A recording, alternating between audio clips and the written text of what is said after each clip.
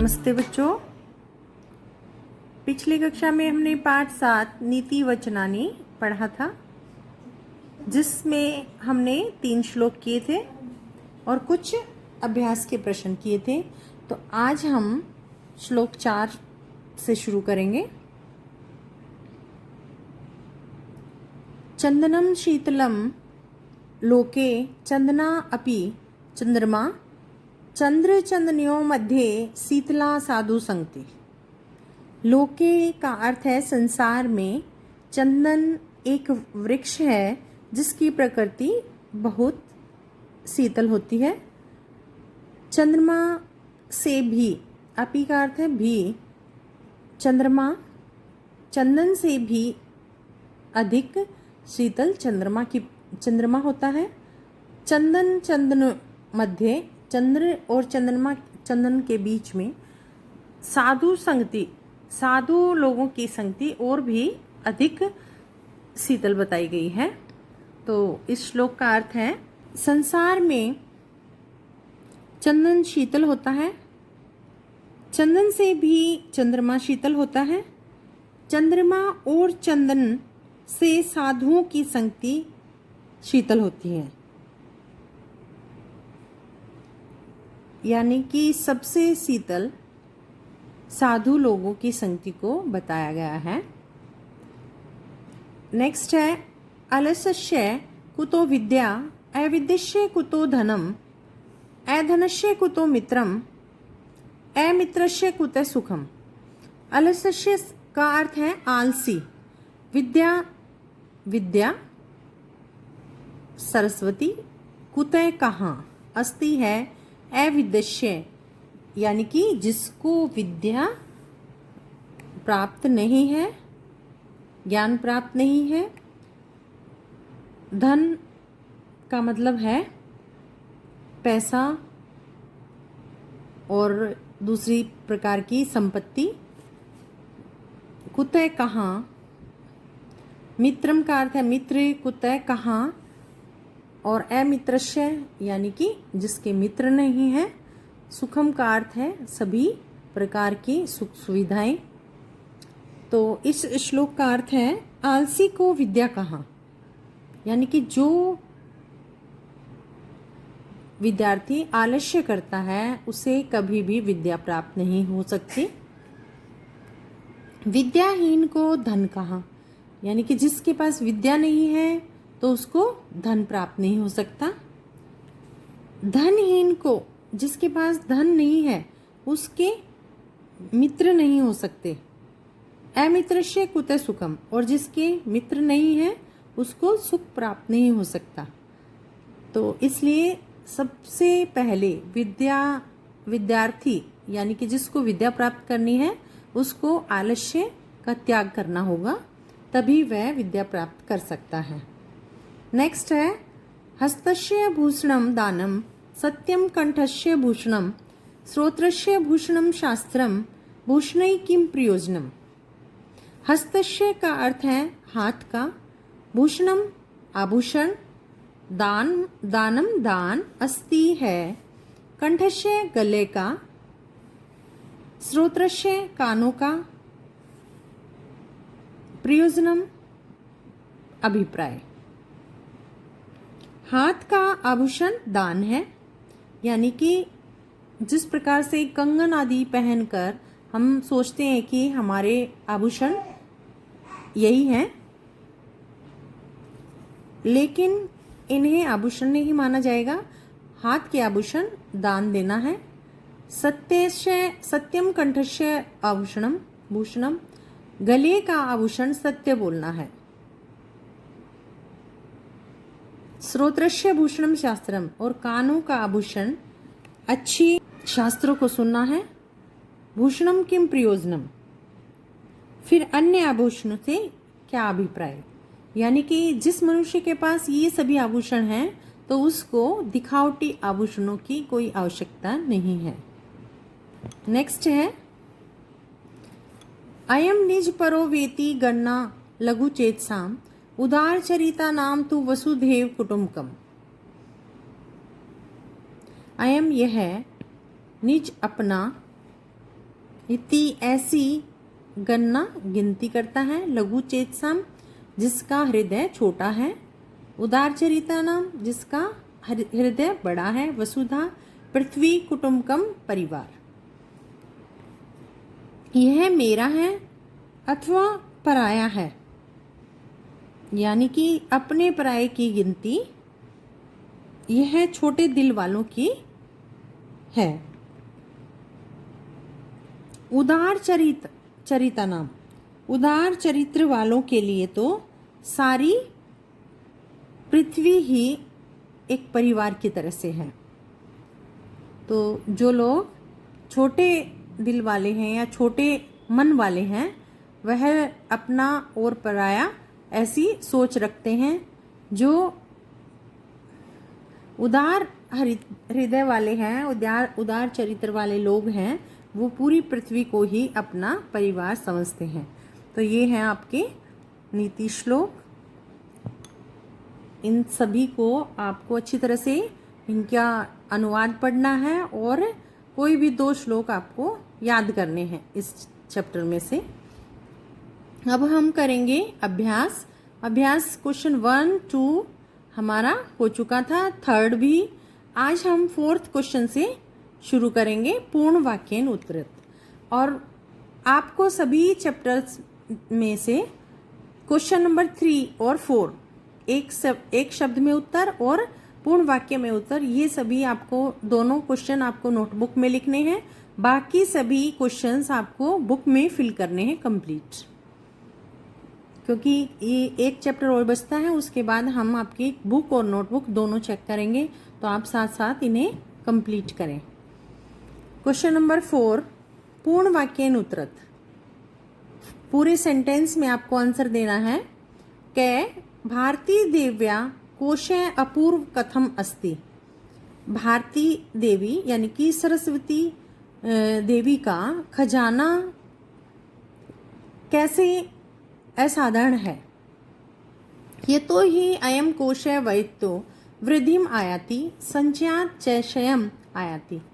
क्योंकि किस प्रकार से असाधारण है, क्योंकि यह खजाना जो है वह खर्च करने पर बढ़ता है और इकट्ठा करने पर नष्ट होता है। इस प्रकार से यह अद्भुत खजाना है। ख यश कस्य जीवनम सफलम भवति। किसका जीवन सफल होता है। यह मधुरम वदति, यह जो मीठा बोलता है। श्रमम करोति दानम, और जो दान करता है और मेहनत करता है। तस्य जीवनम सफलम भवति, उसका जीवन सफल होता है। गै लघु चेतसाम गणना कीदृशी भवति। छोटे मन वाले लोग कैसी गिनती करते हैं। अयम निज, यह मेरा है। पर वा, यह पराया है। इति गणना, इस प्रकार की गणना छोटे हृदय वाले लोग करते हैं। घ केशाम वसुधैव कुटुंबकम भवति। पृथ्वी को अपना परिवार कौन समझते हैं। उदार चरिता नाम, जो बड़े हृदय वाले या मन वाले लोग हैं पूरी पृथ्वी को अपना परिवार समझते हैं। ड शास्त्रम कस्य भूषणम भवति। शास्त्र किसका आभूषण होते हैं। शास्त्रम श्रोत्रस्य भूषणम भवति। शास्त्र कानों का आभूषण होते हैं। इसमें है वर्णों को जोड़ना है हमें। जैसे वह कोई भी स्वर जो है, स्वर और व्यंजन दोनों को मिलाकर वर्ण बनते हैं। तो जो स्वर हैं वे सभी मात्राओं के लिए प्रयोग किए जाते हैं, और जो व्यंजन हैं वो सभी व्यंजन स्वर के बिना अधूरे होते हैं। तो उनकी जब मात्राएं उनके साथ लगाई जाती हैं तो वह पूर्ण स्वर बनता है, व्यंजन बनता है। तो जैसे वह और हलंत, अभी इसमें स्वर नहीं ऐड किया है इसलिए इसके साथ हम हलंत लगाएंगे। वह हलंत जमा ई, तो ये बन गया वी। वह पे छोटी की मात्रा। न जमा ए, तो न और हलंत इसको ऐड करेंगे तो ये बन गया न। ये और आ इन दोनों को मिलाएंगे तो बन गया या और तय, विनयात। पे हलंत प्लस आ, पा, तय रे ए, ये बन गया त्रे। तय आ ता मैं, ये बन गया पात्रताम। ले ए ले, कै श मैं, ये बन गया आधा श। और मैं और ई और विसर्ग, तो इसको ये बन गया लक्ष्मी। नेक्स्ट है कै रे ई, ये बन गया क्री। ये आ क्रिया। जैसे कै है उसके नीचे जो रे लगा हुआ है, ये रे है, ये एक पूरा वर्ण है, पूरा व्यंजन है, और जो कै है ये आधा है। तो कै रे ई क्री, ये आ क्रिया। वे ई दे ये, वे पे ई की मात्रा वी, दे ये आ, इसको हम ऐसे भी लिख सकते हैं या इसको दे और या दोनों मिलाकर विद्या हो जाएगा। ए मैं आ, ए मैं ई मी, ते रे ए त्रे, शे ये, शे से आधा शे, से और ये ए ये, तो ए मित्रस्य। ए पे, ए अकेला है, पै के ऊ की मात्रा पू, रे, ये जो ऊपर रे है ये आधा है और नीचे वाला वह पूरा है, अपूर्व। श रे ओ श्रो, ये बन गया श्रो। तय रे ए त्रे, श आधा श, ये ए ये स्रोत्रस्य। तो इस प्रकार से आपके ये वर्णों का हमने सभी वर्णों को इस प्रकार से जोड़कर लिखा है। अब नेक्स्ट क्वेश्चन है, प्रश्न निर्माण करना है। रंजित पदम आधृते प्रश्न निर्माणम कुरुत। इन वर्णों से, इन शब्दों से प्रश्न निर्माण करना हमें। कै हस्तस्य भूषणम दानम भवति, हाथ का आभूषण दान होता है, तो किसका आभूषण दान होता है, तो कस्य भूषणम दानम भवति। कै कंठस्य भूषणम सत्यम भवति, गले का आभूषण सत्य होता है, सत्य बोलना होता है, तो किसका आभूषण सत्य बोलना होता है, कस्य भूषणम सत्यम भवति। गै श्रोत्रस्य भूषणम शास्त्रम भवति, कानों का आभूषण शास्त्र होता है, तो किसका आभूषण, कस्य भूषणम शास्त्रम भवति। घै चंद्र चंदनो, चंदन और चंद्रमा से साधु संगति शीतल होती है, तो किससे साधु संगति शीतल होती है, कयो मध्ये साधु संगति शीतला भवति। अड़े उदार चरिता नाम तु वसुधैव कुटुंबकम भवति।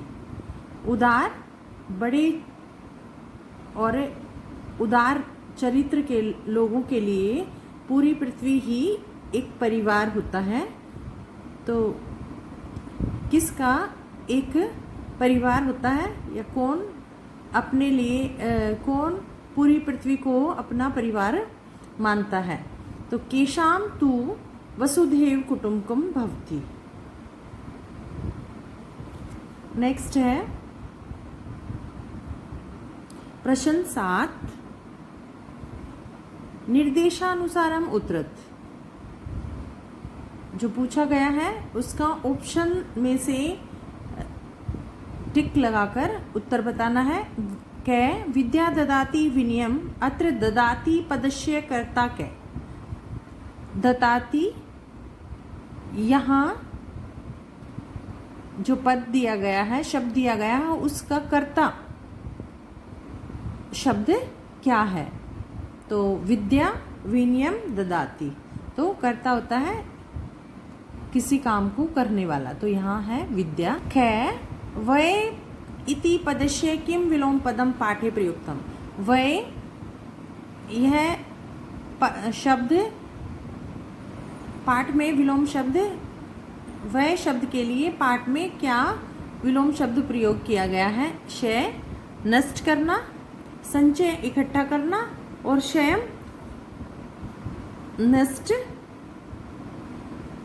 या किसी चीज को समाप्त करना। तो इसमें है संचय करना, इकट्ठा करना। गै चंदनात् इति पदे का विभक्ति अस्ति। चंदनात् शब्द में कौन सी विभक्ति है? तृतीया, चतुर्थी और पंचमी। जिस तरह से रामात्, तो चंदनात् पंचमी विभक्ति है। घ अयम निज परो वेति गन्ना इत्यत्र अव्यय पदम किम अस्ति। अयम निज परो वेति गन्ना, यह मेरा है और यह पराया है, ऐसी गन्ना गिनती कौन करते हैं? तो इसमें अव्यय पद क्या है? अयम यह, वा का अर्थ है अथवा, और वेति का अर्थ भी अथवा है। तो यहाँ वा शब्द दिया है इसलिए ऑप्शन में, और ये वेति का ही पर्यायवाची शब्द है इसलिए वा करेक्ट है, और निज का अर्थ है अपना, तो ये वा जो है अव्यय शब्द है। अडय वसुधा इति कस्य पर्याय पदम अस्ति। वसुधा का पर्यायवाची शब्द क्या है? धरा, धरती, गगनम, आसमान, मेघ, बादल। तो धरा इसका पर्यायवाची शब्द है। नेक्स्ट है प्रश्न 8। मंजूषात् पदानि चित्वा पूर्यत। जो आपके हेल्प बॉक्स में दिए गए हैं, इन शब्दों में से आपको रिक्त स्थान भरने हैं। कै पात्रत्वात् डैश आपनोति। योग्यता से क्या प्राप्त होता है? धन। यस्य लक्ष्मी भवति तस्य जीवनं सफलम भवति। जिसकी लक्ष्मी डैश होती है उसका जीवन सफल होता है। तो दानवती, दान देने योग्य। गै चंद्रमा डैश अपि शीतलः भवति। चंद्रमा चंदनात् अपि शीतलः भवति। चंद्रमा चंदन से भी शीतल होती है। घै अधनस्य डैश न भवति। धन से हीन मित्र, धन से हीन जिसके पास धन नहीं है उसका कोई मित्र नहीं होता। अडय कंठस्य भूषणम डैश भवति। गले का आभूषण सत्य बोलना होता है। च उदार चरिता नाम डैश एवं एव कुटुंबकम भवति। उदार चरित्र वालों के लिए डैश ही एक परिवार होता है। तो वसुधा, पृथ्वी। उसके बाद है प्रश्न 9। प्रश्न 9 में अन्वय पूर्यत है, यानी कि जो श्लोक के बारे में मैंने बताया था कि कोई भी दूसरी लैंग्वेज होती है उसमें शब्दों को सही ऑर्डर से नहीं रखा जाता। प्रोज की जो लैंग्वेज होती है उसको सही ऑर्डर में नहीं लिखा जाता, लेकिन जब हम उसको ट्रांसलेट करते हैं तो वह हमें ऑर्डर में लगानी होती है, तो उसको अन्वय बोलेंगे। तो ये आपका एक श्लोक है, श्लोक नंबर है ये आपका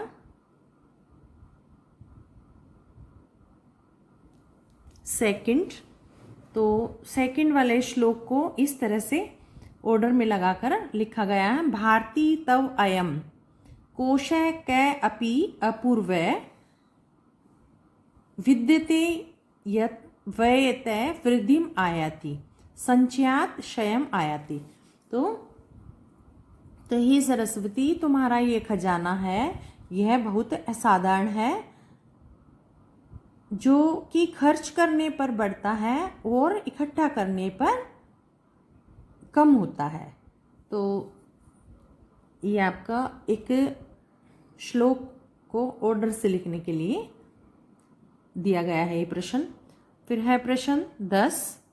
क्रियापदानाम धातु लकार पुरुष वचनानि लिखत। इसमें आपको क्रियापद दिया गया है, उसमें आपको धातु लकार पुरुष और वचन लिखने हैं। ये लिख दिया गया है, आप इसको देखकर व्याकरण की बुक में से आप धातु रूप शब्द जो दिए गए हैं उनमें से देख के आप लिख सकते हैं और उसके बाद इसमें से मैच कर सकते हैं कि क्या आपने सही ढूंढकर उन शब्दों को लिखा है या नहीं। और आप इन शब्दों को इनको याद भी करें क्योंकि ये आपके एग्ज़ाम में भी आएंगे। तो ये प्रश्न 10 तक आपका अभ्यास जो है समाप्त होता है। तो आपका जो पाठ है यहीं ख़त्म होता है।